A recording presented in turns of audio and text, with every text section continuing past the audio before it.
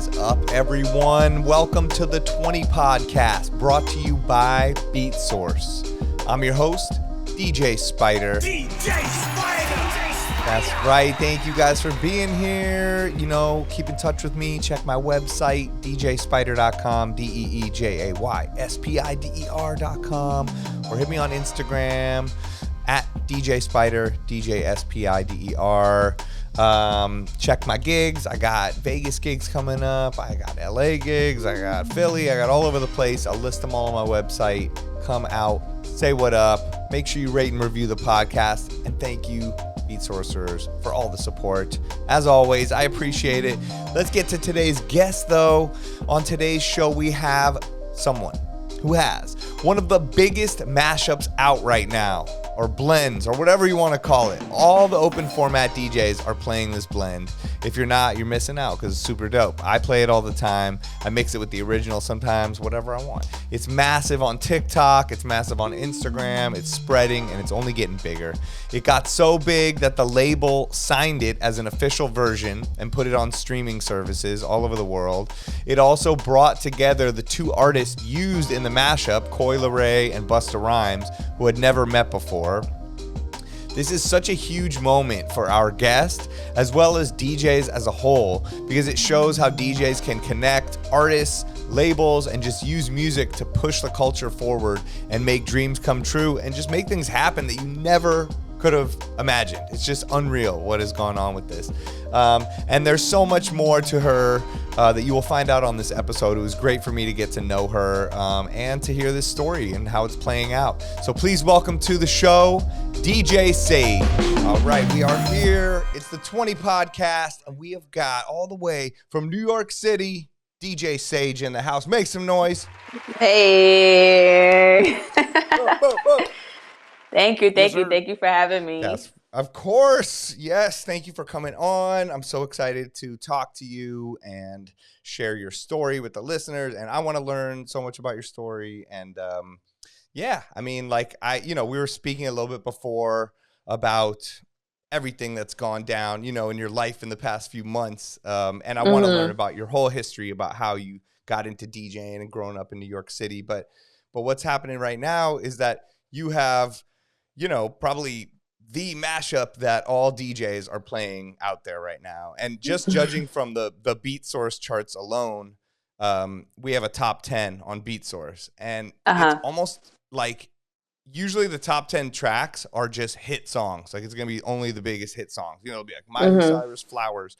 And your remix is number 5 in that chart. Oh, that's exciting. Me, I feel like it showed that like DJs are really playing your remix. It's like actually like part of the culture.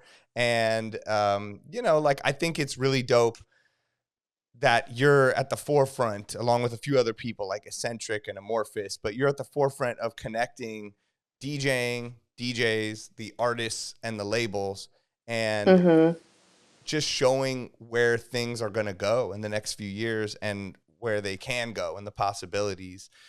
So props to you. And also the remix is super dope. I play it in probably all my DJ sets. So you absolutely killed it. But hey, appreciate that. Thank you. Yes. Thank you. I appreciate that introduction. Yes.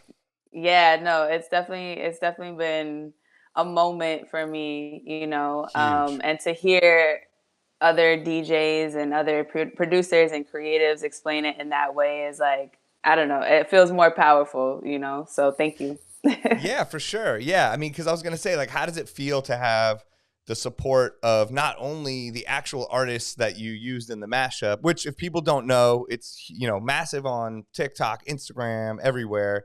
It's Coi Leray and Busta Rhymes. And it's, the players vocal over the Busta Rhymes "Put Your Hands Where My Eyes Can See" instrumental, which is a classic instrumental, and the player's song is just like super funky. Everybody loves to hear it, in the club, and for some reason it's like they were meant to be. It's like a marriage, It's like, yeah, no, for sure. You're the ultimate matchmaker to bring it together. So Right. Yeah, I think that those type of things cannot be duplicated, you know what I mean? right. Like it's very rare that you hear two records that almost sound like it was supposed to be put out that way, you know? Yes, totally. And to me, that's what's so fire about the Busta Rhymes record is it's obviously a timeless record, and the fact that, Yeah. you know, it came out, I believe, in '97, and look where we are now. We're like rediscovering it. I feel like people are rediscovering his catalog. So it's just like, you know, to be able to bring both worlds together is fire. Like It's so dope. I don't Yeah. even know And how with else to like, explain it. Like, yeah, you no, know. it is. It's fire. I mean, and it's like with the 50th anniversary of hip hop and like Busta Mhm. Rhymes doing that performance at the Grammys and her song having that like nostalgic, like throwback feeling. You know what I mean? Because Mhm. like Players almost feels like it's sampling from like Grandmaster Flash, like way back. You know what I mean? All the way, like her beat. And then Yeah. it's just sort of a combination of like all the times of hip hop all together. And now it's the 50th and they did that Grammy thing. And then your song blew up at the same time. And the fact that a song can blow up on TikTok and then within a Mhm. month travel to the A&Rs or whoever heard it at what is it, Republic Records, and Republic, then yeah. they signed it. That's Mhm. massive. Like, so, I mean, I guess first off, like, yeah, how does it feel to have the support of all the DJs and the artists that are part of the remix and stuff like that? I mean, it must feel pretty good. Yeah, I mean, I think having the support of the DJs, especially for me, like to see how everyone kind of came together on this one moment. And I feel like a lot of the love that I got was like everyone felt like it was a win for them too, was Yeah. so empowering for me, you know, because it's not even just about me. I feel like just me personally, someone that loved doing blends in the past, like when I first started DJing, I used to put them out and you know, it was cool, but I never could imagine that it would get to this point. And it's funny you Right. brought up Amorphous because I've always admired what he's done. And when he came out with the record with Fat Joe and sampled Luther Vandross, like I reached out to him and I just gave him his flowers because Nice. me, you know, in the pandemic watching that happen, I was like, yo, this is possible. Like we could get recognized as Yes. DJs for these blends, you know? So Yep. it's just been amazing to have the support of obviously social media, but the DJ community, you know, as a total, because that's what it's about, you know, and I feel like it's a win for all of us. It is. It is. And it's good timing with like how Serato just put out this Serato Stems Stems. feature and all the DJs are able to like make their own acapellas, make their own, just take the bass line, whatever they want to do. And Yeah. I think the general public might not understand. Like they think we just can do that all the time anyway because we're DJs. Right. They don't realize that in the past few Yeah. months, we got this new technology and you're really also a champion of that, I feel like, because you used that. Then you showed people in the video, this is how I did it. This is what I do. And I think a lot of people might not know that, or up and coming DJs might not know, like, oh, this is how she did it. Also, I think, Yeah. not to always have concentrate on like male, female stuff, but I feel like within the Hmm. DJ and the producer world, it is always a thing where it's male dominated. And I think a lot of women are like coming through and like showing Yeah. a lot of the people what's up. Like, yo, women can produce, women can DJ, they can do everything just as good, if not better. And I think Right. that's also inspirational to people out there. Yeah, no, and you bringing up stems is like on point because I was Yeah. part of Serato's Academy. They had classes going on for about Oh, 6 months with OP. So big shout outs to OP at Serato. He's been a yes. really big, you know, support of mine and just, you know, peer. But yeah, when I got word that, you know, what's coming, there's a big thing happening. I didn't know what it was. And when we figured out like stems and the opportunity that could come with that, I just jumped on it, you know, because it just Yeah. made things so much easier for us as DJs. Like people don't understand that process of having to find the acapella and you know that's it's Right. super time consuming trying to export and download the instrumental and this that and the third. So to have it in one software and be able to knock it out just like as the ideas come is I mean it's game Yeah. time after that, you know? Oh my God. So, It's the best. Yeah. Cause you can mhm. really, it's nice to like have it in conjunction with Serato DJ and Serato Studio too, because you'll just, or at least what I do is like mess around in Serato DJ and then go, oh, that works. Then put it in Serato Studio, be able to export it. And I still am at the point though, I was hitting up some of the people from Serato today. Like I need a lesson in Serato Studio, because what I'll do is export the acapella from Serato Studio and then put it into Ableton, because I don't feel as comfortable making the mashup in Studio yet. Serato Studio, okay. Yeah. How do you do it? I found that because I had that knowledge of Serato, like it kind of came to me a little bit easier. I've recently used Ableton over the past year. I've been like learning and being like, watching YouTube videos and stuff. But I feel like Serato Studio is so familiar for us DJs, just with the program. So once you like learn the basics, it's super. Right. I don't want to say easy, but it's a faster process to knock your ideas out, Right. So you lay it out in Serato Studio on multiple tracks and chop whatever you got to chop and then export it as a whole mashup. Yeah, I've done both. I've done Ableton, like,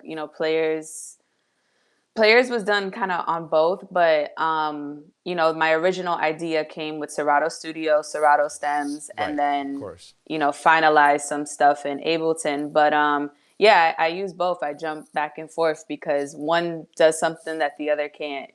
So right. Yeah, dope. Well, so can you tell us the story behind the Players blend and like how it went from a simple edit to an official remix?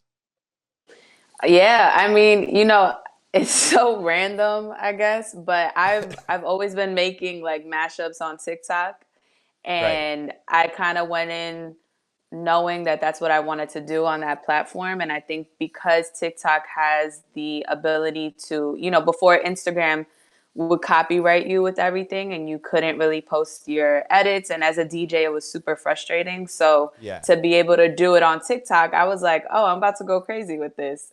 So I started posting mashups on TikTok, and then, I don't have like this big story on how it happened with Players. Like literally I had done Lola Brooks' record. I had done a couple in one day, and I just posted it, and I feel like the people decided and it just went up. Like it wasn't some big mastermind. I feel like I just was like, I love this song by Busta Rhymes. I love Coi Leray's record. She had just put it out. Put it together, and that was that. So that's so dope. Yeah. I mean, that's some of the best stuff. You know what I mean? Even on the last episode, I had B-Rock on, and he produces songs, and he's like talking about the ones that came out the quickest sometimes are like the big hit songs you never hear. So I did not think it was going to go to the extent that it did. I think when I started to see the numbers go up really quickly in one day on TikTok, I was like, oh, okay, wait, I might have done something. But that was not like, I'm going to go viral today. Like, Of course. And then how did it get noticed by either the artists themselves or the label? Well, I had a relationship with Coi prior to that. So, that's what I was wondering. I was a radio DJ for a while, and just had that history in New York. So we already had that relationship. So when I posted it, I just sent it to her. She saw it. She started to show love, and then within one day, it just started to climb. But I do have the relationships at the label, just from having been at Hot 97 for so long. So it was kind of an organic thing of them reaching out to me, and that's kind of where it started. Oh, that's amazing. And what were you doing at Hot 97 at the time? Well, I had been at Hot 97 for a while. I started off on Street Team doing promotions work, and worked my way up to DJing, mix show weekends on air. So I had been there for a while. Like that's kind of where I started. That's my, stomping grounds. And but I wasn't at the station per se, like when that moment happened. Got it. Right. But it shows that putting in work and being around all the right people eventually can pay off in a way that you never would think about, and just having those relationships and showing relationships. Up. Exactly. If you never would have done the street team, or you never would have tried to be the DJ or done those mix shows, you know, who knows if you would have had the connection with her or with the label or any of that stuff. Exactly. That's why, you know, you can't knock the hustle. And I always remind Yeah. myself, and I say to other people, like, your journey is your journey for a reason. And everyone you meet, like, nurture those Yes. relationships, because you just literally never know when things might happen, you know? Yeah, it's so true. And then just do things because you love it, you know, because I've seen your TikTok and you have so many dope mashups on there. And like, I feel like any of them could have blown up like this. This one just had that magic spark X factor, you know, that Yeah. put it to the Yeah, next level. there's other ones I'm like, do you guys see this? Like, this is Oh my crazy. But God. like, you know, Right? that's just my own creative mind, like getting in my head. But yeah, no, I I have a know. ton. I have a ton, and I work on so many every single day, you know? Right. That's dope. So yeah, you're consistently still putting stuff out since that came out, right? I see you every day or every couple of days. You have new mashups on TikTok. Yeah, no, it's really put a battery in my back to just put stuff out, you know? You just never know who might like it, and you know, you just never know. Like, I feel like this is Yeah. a great example of that. So you kind of just got to put your stuff out there, you know? All right. Does the label seem pretty happy with what happened? You know, that they got to sign a remix because they own the rights to the Busta Rhymes song as well, right? Republic Records. Is that how they were able to That do it? No, the label didn't own, because Busta's Oh, he was with a completely different label, I believe. I don't know the oh, logistics of how that goes on okay. behind the scenes, but I know that there was other higher ups that had to clear it. Got it. It wasn't just Republic, I don't believe.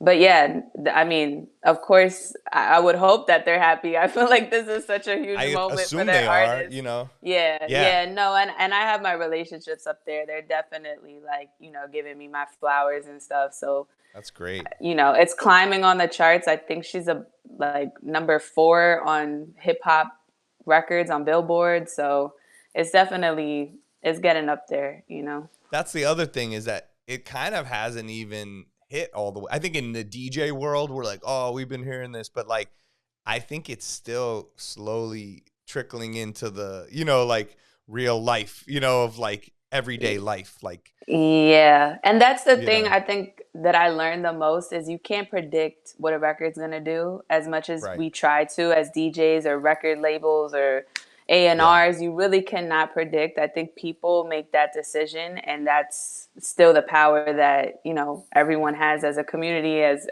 the world. Like, we decide what goes and what doesn't, you know? Yeah. Yeah. Um, but yeah, people thought it was just gonna last for that month of December, and we're in the end of February, and I feel like it still hasn't reached its peak, you know? No, I don't think so. I think it's just going to keep getting bigger. Cause I mean, as a DJ, just that DJ's out every week, like, people, it's still newish to people out there. It depends where you're Hmm. DJing. You know what I mean? So, and then when I drop the original and then I cut to your one, people always like turn their head, you know, and they're like, oh, wait, Right. what? Oh, I know that. Then they all start dancing and they're like, oh. So, and it's a good Yeah. opportunity as the DJ. You're like, oh, I could start playing old school right now, or I could go back into new Hmm. stuff. And so it's like a nice It's a good transition. transition. Hmm. Yeah. Exactly. And and it's cool for the artist because it used to be so kind of okay. The artist wants you to play their record on Hot 97, but now if you can get them to blow up on TikTok and then have an official remix where they're getting streams on another version of their song as well as the original, I think that's pretty Hmm. huge for they probably appreciate that as well. Yeah, and I think that's what I love the most, to be honest, is that it just highlighted DJs and the power that we Right. have. I think that for a moment in time, you know, it felt as though the DJs kind of got X'd out in a certain way because streams and Yes. all these other social platforms, which of course I understand, but there's so much power in us as the DJs, as the producers, as the creatives. And for this moment to happen, even with like Esentrik and Amorphous and all the other DJs that are doing this, it just shows the power that we have, you know? So Yeah. for me, that was the exciting part because I'm just like, yeah, like, let's bring back the artist and the DJ and the importance of that relationship, you know? I Because agree. Yeah. hello. And I saw like, that like a crazy video of like Busta and Coi together in the club. I don't know. I think you were there too. And they were like both dancing to the remix. Yeah, that's actually, I think that was the first time that they met up in person. And, I've had my conversations with Busta as well. So it's just overall really positive moment. And I think that to even see them together is epic, because Well, who that's would what I'm have saying. thought? That's like the dopest thing ever. Like, it's like blows my mind because you're sitting there with your, Rev 5 or whatever controller doing your remix in your room at probably 2 a.m. or something. Little do you Right. know that this is going to actually in real life, like bring them together to hang out in a place and make, like, that's You couldn't write crazy. it. You couldn't No, write it. I'm telling you, that's it's so wild. dope. Like, that's Hmm. just, it just really shows the power of music, DJing, creativity, Hmm. doing something that you think is cool from your soul for no other reason, just because you think it's dope, and Yeah. And seeing what that's the comes out of it. thing. That's the biggest thing is like, yeah, like as creatives, as DJs, like whatever you feel like you want to do it. Right. I think that sometimes there can be this standard of what a DJ is supposed to do. And it's like the opportunities are endless on social media and just you putting yourself out there. So Yeah. I'm like a huge, I push my DJ homies to be like, put yourself out there. Like, don't even second guess that stuff. Right. Right. And the thing is, a lot of times, like you said, I think, okay, I'm gonna put this out. It's gonna be the biggest. Everyone's gonna love it, and then like 8 people like it or something. But And that's you discouraging. it is. But at the same time, like, what's the worst that happens out of that? You just, so what? It doesn't work, or you delete it. It's not like, because people act like it's the end of the world. Like, oh, it's gonna ruin my career. It's like nobody even saw it, so don't worry about it. Just keep pushing. Yeah.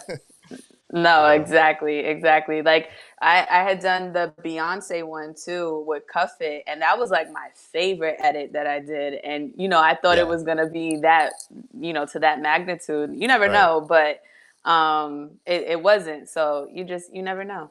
You never know. Yeah. I mean, Esentrik had his moment with that where she heard it, redid the vocals, and put it back out. I'm like, oh my God. Yeah, and I think he even got like producer credit for that Yeah. too, like, on the credits. So that's yeah, that's another example. It's just you never know. You really never know. No, you don't. I mean, it's crazy. So what about what's been the craziest moment since the remix hit?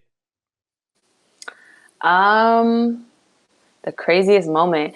I think for a month straight, it just all felt very surreal, and every day felt like a crazy moment because, Yeah. the biggest blogs were picking it up, and even to have it on rotation at Hot 97 is a full circle moment for me, seeing that I Right? started there, That's so for huge. it to And that's be one of the biggest stations, most well-known stations probably in the world. I mean, so much credibility and world exactly. And famous. it's the official remix that's on rotation. I So know. for I me, was driving yesterday and I was like listening to Power 106 and boom, they started playing your remix. Felly Fell came on, gave you a whole oh, shout out, talked all about you, explained what was happening. And I'm really? just Oh, like, that's so amazing. Shout yeah, out to Felly I Fell. was That's so driving my kid, to meet. So I don't know what I was doing, like, but I was driving my wife and kid, and I was like, oh, I'm talking to her tomorrow on the podcast. And Felly Fell's like, yeah, DJ Saige, like, heavy hitters, like talking about all this mm-hmm. stuff. And they played your version, which is just so dope. Like you said, that's the version that's in rotation. Yeah, and that's why it's so amazing to have the relationships with DJs, right? Because when we support and we go Yes. hard for our community. So to hear that, and I'm not even out in LA right now, but that's just like so Yeah. exciting. I know I was going to like record it for you and then it went off, but I was like, It's all I was right. going to be like, I'll shoot oh, him a play it. DM. Yeah, I'll reach I'm out sure to they him have it. after. I'm sure I think they play it all the time, Um, but yeah, that's I mean, it's just, yeah, it's so dope. And it's so dope to see the support from the DJ community. And, I haven't seen anybody hate on it. Nobody's like, oh, whatever. That's just because of this or, some reason. Like, it's just pure dope. So people like it. Yeah, and I think it was such a positive moment. I think it also inspired a lot of the DJ community and, you know, Yes. not even just me myself, but like the entire moment, because it just shows what opportunities are available out there and you just literally never know. So yeah, I think it probably, and then with the release of stems, it's like, oh shoot, let me get on this. Like it's Right. literally at our disposal, you know? Yeah. Would you ever?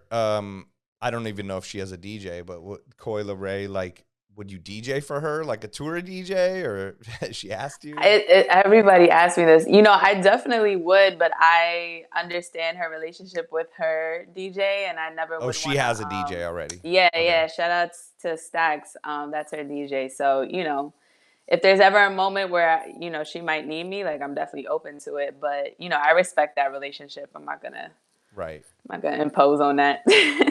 They'll bring you out when she headlines Madison Square Garden, and then you're like, Right. "Oh, Memphis, let's go." Exactly. Bring me out for the highlight moments. I'm down. Yeah. No, of course she has to be loyal to her DJ, and I totally Hmm. understand. I was just wondering. I wasn't sure. But yeah, Yeah, it must be no, a such a lot of dope people have moment. asked. Yeah, yeah. And so you said like you use Serato DJ, Serato stems, and Ableton to make your edits and remixes and stuff like that for the most part, right?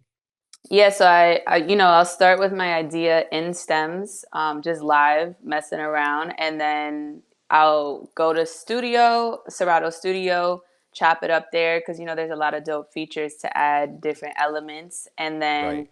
I'll bounce back and forth from Ableton to Serato Studio. That's kind of my process. I'm really happy I learned Ableton in the pandemic because it's really come into Yeah. play for me. So.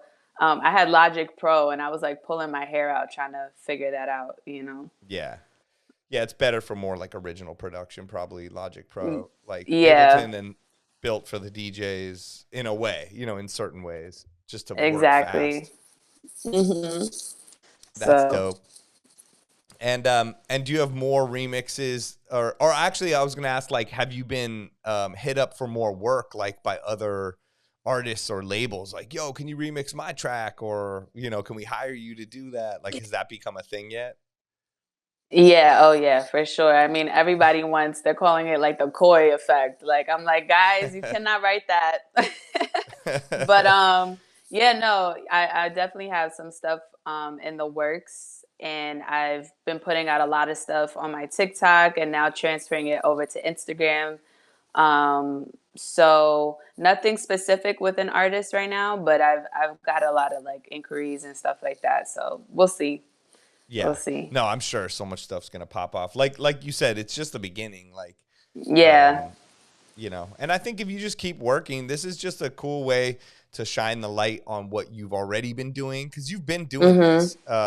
It's not like you just decided to start DJing and made that. Like, you've been putting in work and learning, and like you said, you were at Hot 97. You've been around Funkmaster Flex. Like, you have a relationship Mhm. with Funkmaster Flex as well, right?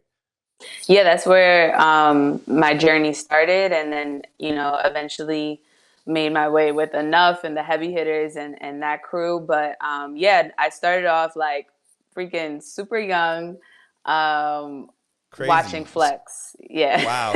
So let's talk. So let's talk about that. So you're born and raised in New York, from Lower East Mhm. Side, East Village Mhm. area, right? Yeah. Yeah. And so Mhm. growing up there, you're around every type of person. You're at kind of the birthplace of hip hop and DJing, and just every type of culture on earth all mashed together. Yeah. And it's just like, I feel like you Especially the grow East up. Village. Yeah, yeah. So I mean, it's incredible. Like, what kind of music do you remember hearing just growing up around there, even before you were DJing? Um, you know, my base is piano, so I started when I was 5 playing piano, Oh, wow. classically. So that's what Amazing. I'm also about to start showcasing on my socials a little bit more. Is just like you know showing people that I have that as well. But Yeah. yeah, I started off classically trained in piano since the age of 5. Thanks to my Amazing. mom, single parent household, you know, and she Okay. really kind of put me into music at a young age. And of course, like the environment of the East Village, LES, like you just heard everything, you saw everything. You know, it's just a melting pot of all races and people. And yeah, so I mean, I can't remember a specific genre that I heard, but like growing up in my house, like my mom was always playing Sade, Toni Braxton, Mariah Carey, Nice. Bjork, Dido. Like literally, the Wow. range is like so random. Yeah, So I think that's where I get my random ear from, because she was just always playing different music. You know. that's great. That's Hmm. dope. And then how did you eventually get into DJing?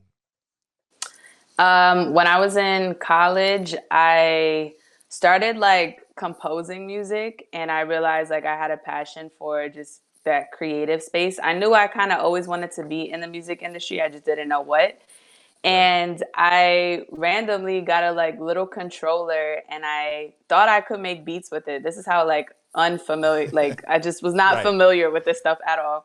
And Yeah. I just started teaching myself at home, and I found, my passion for it. And I went to Scratch Academy actually to learn on Oh, okay. turntables and to learn the basics. And that's kind of how it started. That's dope. Wow. So Hmm. Scratch Academy gave you your start out there. And Yeah. and then what about the Serato Academy that you mentioned? What is that all about? I don't know that much about it. Yeah, I'm not sure, how much they've put it out on social, but Serato kind of pick 7 or 8 DJs to be part of their, like 6 month course, where every week we would be in Oh, classes, just learning about the basics that I feel like us as DJs should know, right? Like the yeah. business side, copyright issues, lawyers, like the whole entertainment world. So, being part of that was definitely an amazing experience for me, because I was able to really educate myself on stuff that maybe I wasn't paying attention to, like just like Yeah. the real business side that we don't talk about enough. Right. So being part of that with OP and the whole DJ community was super dope. That's kind of where that started. That's amazing. They must be so Hmm. damn happy that that this happened. They're like, we came out with stems. She's part of the academy, and then boom, she gets this crazy Yeah. thing that happens. Yeah, for sure. But I think also with Serato, they're so supportive of DJs. And if you ever Oh reach out yeah, to OP, and now Love Lisa is part of the team too, like they just support the community. So I think if all DJs, kind of were familiar more that outlet was available, who knows what could happen. right. Yeah, no, I agree. I love Serato. I love the whole team over there. They're like the best people. So supportive, always so helpful, and Yeah. allow us to have a career in music. Yeah. But with their software. So thank you. Hmm. And then what about producing? Like you said, you wanted to make beats on the controller before you realized what it was. You've been playing piano. So do you produce like original music and stuff like that? Yeah, I've been producing. I haven't put it so much out there.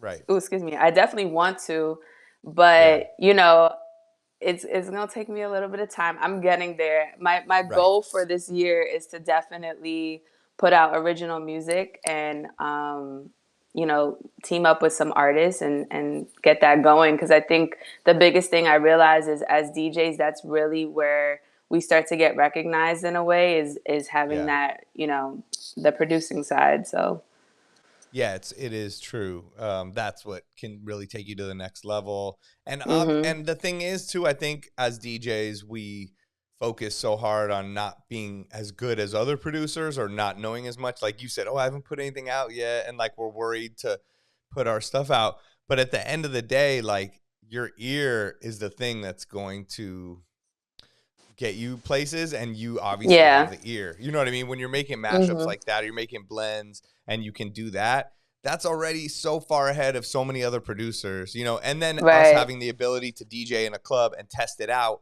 and play your mashup and go, oh damn, everybody's still dancing. It's not like they turned around and were like, boo, turn this off. Yeah. Like we can test it out. So I think that helps, and I think you'll be able to take your knowledge of that into the production. Yeah, I think that's where I'm heading. That's where I'm being pushed to by the universe. So it's definitely gonna Yes. happen this year for sure. Yeah, whether you like it or not, you have to do it.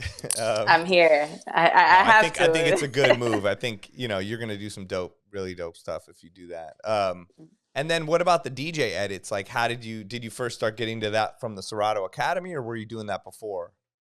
Yeah, I was always doing that. I don't know. Okay. Oh, actually, because I was on air so much at the station, and like during the summertime, I think I was on like every week, and I was kind of getting, just bored with what I was playing, and Right. I decided to kind of spice it up a bit and make my own edits at home because I would just have these ideas and I just wanted to have more fun while being on air.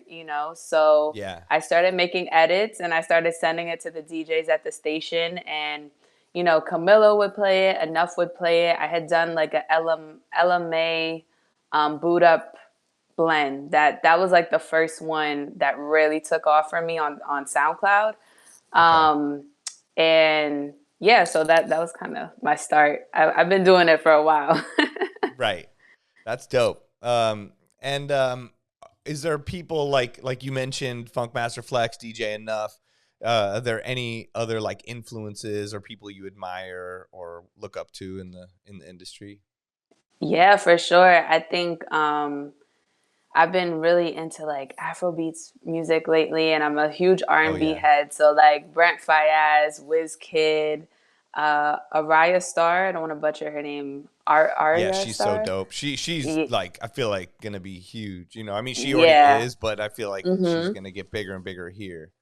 Yeah, no, for sure. So just immersing myself in that music and of course like my DJ peers, definitely inspire me too. But yeah, those are some of my favorite artists right now. So That's dope. That's dope.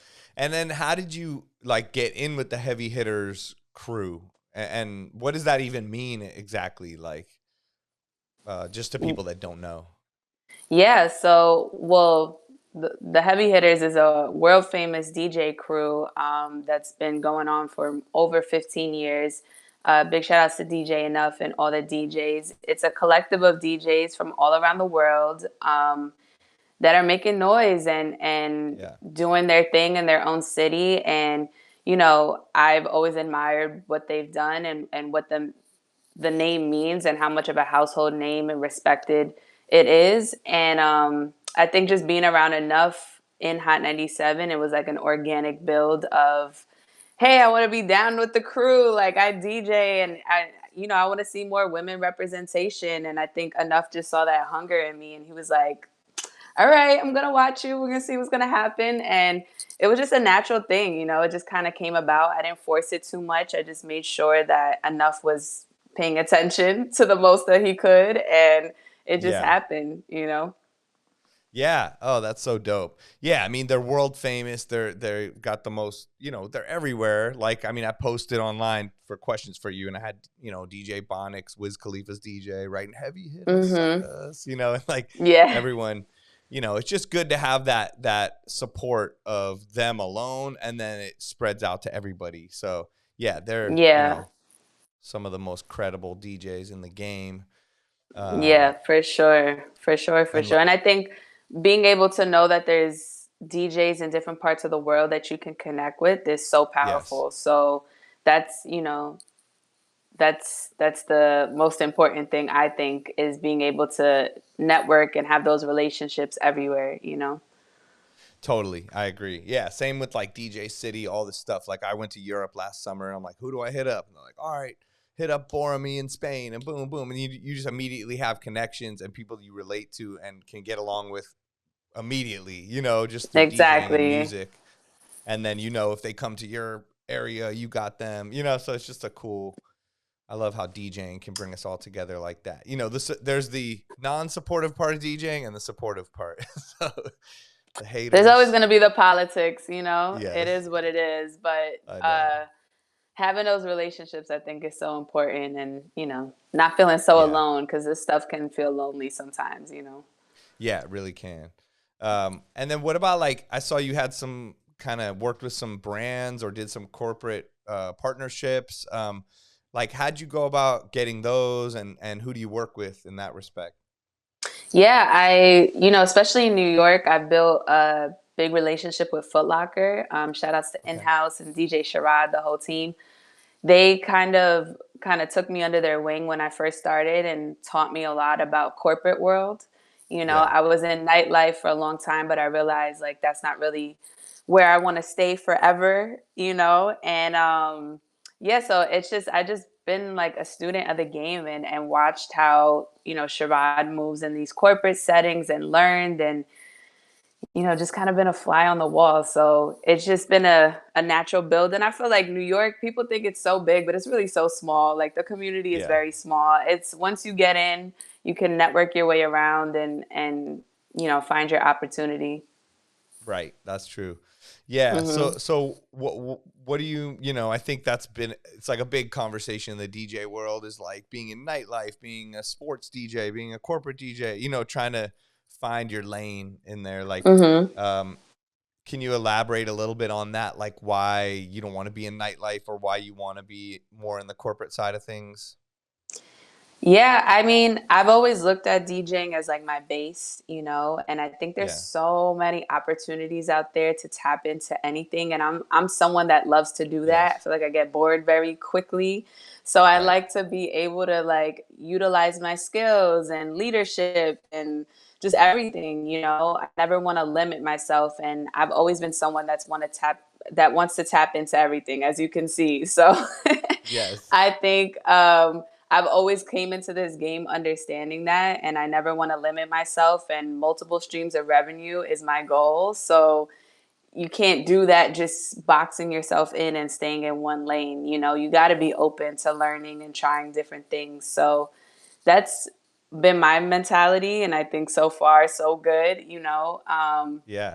But yeah, I've just tapped in. I'm like, I want to do that. I see this person doing that. I want to do that. Like, why not? Yeah. I mean, I think you have such an amazing mindset. Like I think you just have this like anything is possible and I'm gonna do it mindset, and Mhm. Mhm. that's just what you're doing. You know what I mean? Like, and I think that like It's called only child syndrome. No, I'm joking. all right, that's what my son is gonna be then. I got Oh one yeah. kid, and I'm always wondering because I'm like I got brothers and sisters, so I don't know what he's gonna turn out like. But Yeah, no, I uh, mean, I don't know how it is to have a sibling, but like, yeah, I don't know. I've yeah, always been like that, so. right, right.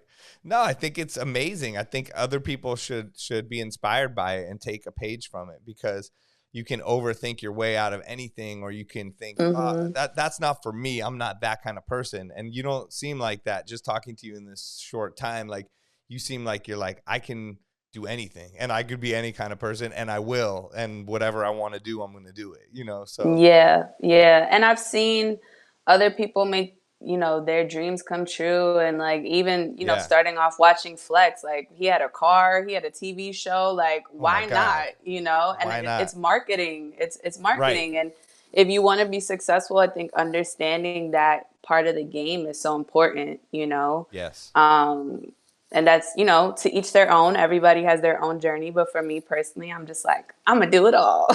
Yeah. But I think that's one more super important aspect to your mindset and to this whole thing is that Hmm. everyone has their own journey, and I think you have a really good understanding of that, and that's something that will help you go far and anybody else. Like you just have to lean into your own journey. It's never going to be what anyone else's journey is. So just Yeah, yeah. And what's for you is always going to be for you. I yes. think we're in the time, especially like with Gen Z and stuff, where you just see other people doing it and you want to do it because they're doing it. You're not, Right. I'm really big into like walking in your purpose and why do you want to do it? Like for me, it's been since childhood. This has been a dream of mine. So it runs deeper than just wanting to do it because it looks cool. Yeah. So when it's your personal journey and you have your own self-discovery going on, I feel like the opportunities are endless. Yeah. That's so cool. And just the way you just put it too is like that's the truth. People need to that could be a mantra. Yeah. Affirmations. Let's do it. Yeah, affirmations. But for real, walking in your purpose, I think that's a really cool way to put it, and a way to think about it, you know, and a way to remain present within all this stuff, because like you are looking around like, what are they doing? What are they doing? Oh God, they're younger, they're older, they're doing this, they've done this. I could never be that. Oh, I should have done this, you know, and it's like, you're here now. So you're not changing the past, you know, like just walk in your purpose, like you said, kind of be present and feel what's happening, and then go with it, because you only got one life. Yeah, exactly. No. Yeah, That's you dope. you said it. You said it. That's you so know? cool.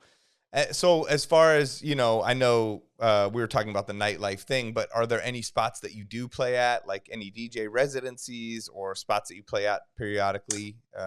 No, honestly, personally, for me, that all changed after the pandemic. Okay. And I think that I came out of the pandemic with a much different mind state, you know. And Right. in 2019, I was trying to like ease out of nightlife a little bit. And now I'm Okay. just a little bit more intentional with the places that I do. I did have residencies in the past and all of that, but you know, New York nightlife has changed a lot, you know, Yeah. and a lot of venues have closed down. A lot of the people that I had pre-existing relationships with are gone. Yep.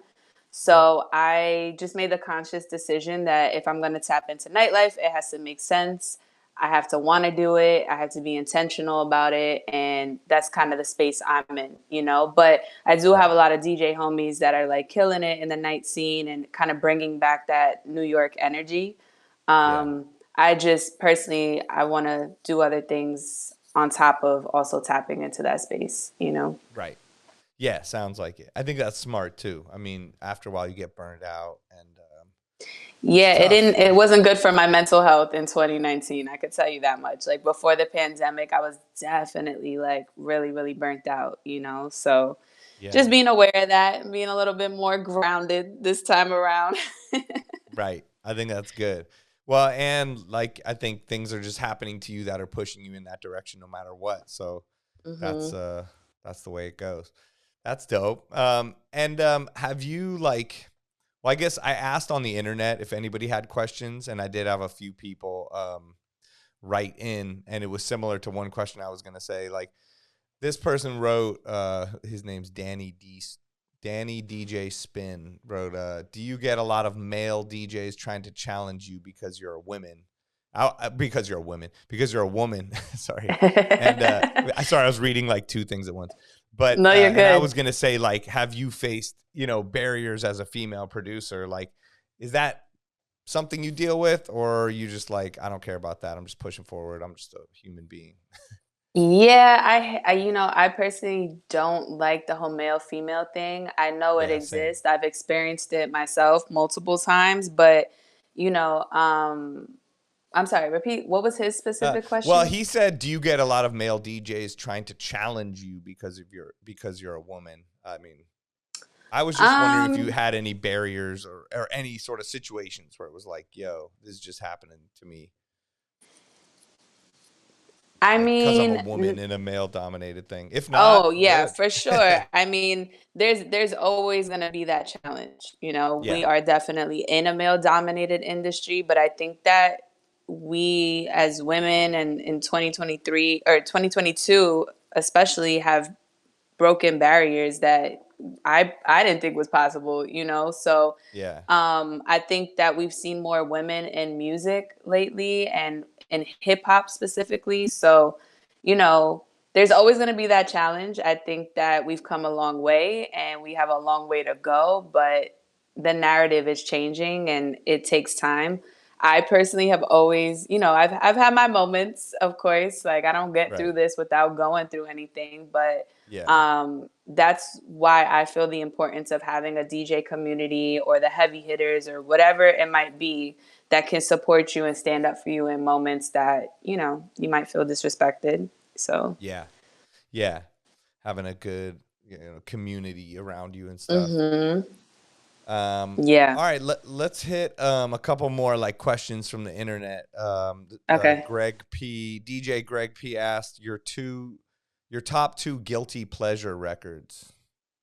Guilty I don't pleasure.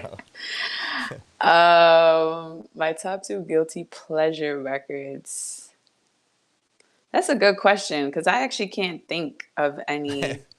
I know I I'm probably have looking. like It's my tough. comfortable go-to, but like, nah, I don't know if I have a pleasure record. No, I don't know. All right. Well, what We'll come about? back to that. Yeah, we're coming back, Greg P. You put her on the spot. Let's see. Some of the other ones were just, like I had DJ Flip Out right in, like, how'd you get the remix, official? And we kind of talked about that Hmm. earlier. A DJ named Flo. He's doing dope stuff on Instagram and TikTok too. He puts these like loops out that are really dope. Hmm. He said, what was the process in uploading your remix, having it pop off, and then what did you do to make sure it connected back to you on all the platforms? Did you have to do Um, anything special for that? I think the biggest thing that I personally realized when putting these things out is showing your face, Right, showing who made it. I think sometimes when we people can put out edits, they'll just put a cover out, and TikTok seems to be a platform that when they can put a face to the person, it just is, you're it's so right. much more impactful. So I was able to obviously showcase myself doing it in person. That was all live. And then I realized how quickly it was going up. Everyone in the comment section was asking for it on social platforms. I Right, uploaded them to my own. I obviously couldn't put it on Apple at the time. I put it right. on, other platforms. And then, yeah, it just was a domino effect. So, yeah, but I think showing your face on camera, I know some people can feel like it's a little awkward, but it goes a long way. That is interesting. I never really thought about that. Some of the biggest blend mashup DJs on Instagram and TikTok are like there, and you kind of get to know them. Yeah. Some of them have like personalities, like, oh, I got crazy hair, or whatever they do, and they have almost like the same background every time and all that. So Yeah, consistency. People love consistency. right, So, it's almost like makes them feel comfortable, like, oh, this is what I yeah. know, this is what I like. It's not just Yeah. like, what am I looking at? They want to be able to connect. Right, that's true. All right, let's see. Jen Rosero wrote the first record you bought, but I don't know if that's applying to vinyl days or or something. But because you're more coming from like downloading and stuff like that, right? Yeah, my time. I can tell you the Yes. first CD I bought when I was a kid. It was definitely Yeah, like Britney please. I would love to know Spears. that. Britney Yeah, Spears, Britney Spears and Christina Aguilera. And then also when like those Now amazing. 26s were coming out, or now, Yes. remember? Like, yeah, Yeah. that was a moment for me. Yes. Yeah, so heavy I was heavy on gonna. the Britney Spears and Christina Aguilera. Okay. Okay. Have you done any blends with them yet? I haven't, and I've been seeing people use Britney Spears a lot lately too. So who knows? I Yeah. might, It's a I good might tap time. in. Try it. You can mix it up. End up Yeah, uh end up at a, huge show with them in Vegas or something. right. Dope, dope. That's really cool. And then I also saw like you were asking questions on your own. Excuse me. You were asking questions on your own Instagram of like for people to ask you questions. And Yeah. somebody wrote tips for DJs just starting out. Um, can you expand on that? Like I saw you write a little bit online. Like what are some tips you would give to DJs starting out? I can't remember what I wrote actually earlier, but I Yeah, it's think, all good. Just say whatever you whatever you yeah, think. tips. Yeah, tips for DJs. I think would be to have fun. Most importantly, to know why you want to do it. To kind of it's hard because everybody's becoming a DJ, and I never want to get like too serious on the topic. I think that we're in a Right. different time, and people will just do it because they have fun and they want to learn and they love music. I think once your heart is in it and you're being genuine with it, that's the first step. If you're looking to take it serious and make it a business and expand on your brand, then that's a different thing. I would say learn the technique, learn the craft. Always do your homework of like, that's why I wanted to learn on turntables. I feel like you need to know the origins. You need to know where it Yeah. started. Um, But yeah, I would say do your homework, respect the craft, learn the craft, and most importantly, just have fun. That's huge. I think that's such good advice. Like respect the craft, learn the right way, have fun, do it for the right reasons. That's amazing. All right. And that's kind of what you wrote, I think, online before. Yeah, something like that, probably. Yeah, something like that. And then you also, someone asked you how you come up with ideas. Like, can you expand on that too? Like, how are you coming up with these blend ideas, production, mashups, edits?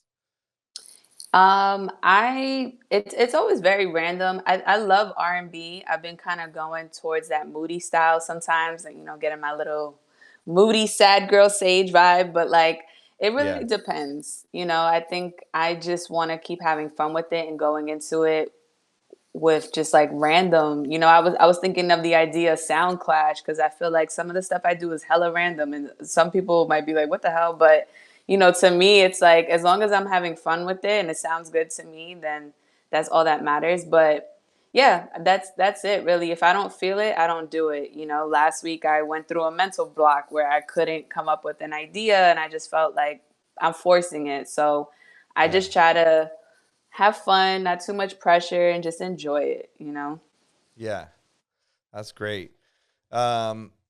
Well, do you have before we get out of here, any other last things you want to promote or talk about? I guess let everybody know where they could find you. Or do you have the same social media on every platform? Yeah, so TikTok, Instagram, SoundCloud, all of it. I don't know if I'm supposed to shout out other platforms. My bad. Yeah, but, no, it's all good. Yeah. All social media is DJ Saige, Saige. And just look out for more edits. I'm definitely looking to put out original records this year, so pray for me. Let's go. But yeah, that's it really. Just keep climbing. Okay, dope. Yeah, you can promote all the networks. Like we put this podcast out on everywhere as well, so people will be listening to it everywhere. People have their favorites of where they want to get your stuff. So yeah, it's good. Yeah, no, I'm on everything really. You can find me dope. anywhere. Hell yeah, find her anywhere. DJ Saige. Well, dope. Well, congratulations on everything, and thank you for coming on the show.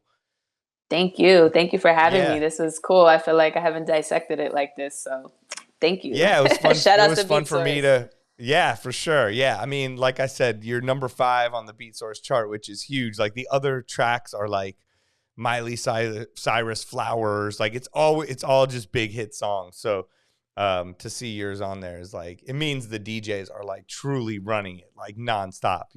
Yeah, no, it's amazing. Thank you to the DJs, thank you to the community. I appreciate it. And I hope people feel inspired that anything is possible and that we have the power as DJs. We have the ear, we have the knowledge. Like, do not limit yourself. Put yourself out there and just have fun. Yes, that's perfect. Give it up, DJ Saige. She did it. Thank you so much. And can't wait to hear what else you have coming. Please send it over. We'll always be supporting you. And hopefully we'll meet in person one day. Thank you for coming on. Yeah, for sure. You're in LA, right? Yeah, I'm out in LA.